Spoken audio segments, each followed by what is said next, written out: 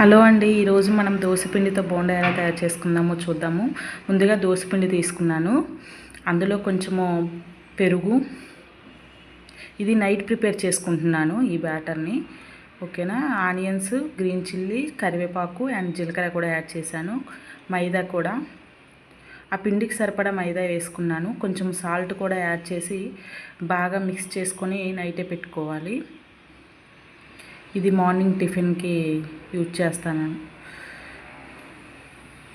బ్లాక్గా కనిపిస్తుంది కదా, నేను యాక్చువల్గా మినప గుళ్ళు వాడనండి, మినపప్పు వాడతాను, అందుకే బ్లాక్గా ఉంది బ్యాటరు.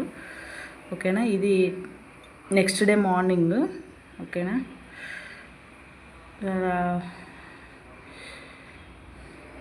ఇలా ఉంటుందండి నెక్స్ట్ డే మార్నింగ్కి. దాన్ని కొద్దిసేపు బీట్ చేసి బోండాలు వేసుకుంటే చాలా ఫ్లఫీగా వస్తాయి. చిన్న చిన్నగా వేసుకుంటానండి, మా పిల్లలకి చిన్నగా వేస్తేనే ఇష్టము.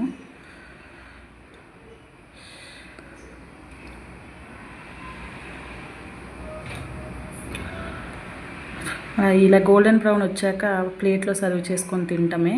ప్లీజ్ నా వీడియో కనుక నచ్చితే ప్లీజ్ సబ్స్క్రైబ్ చేసుకోండి. బాయ్.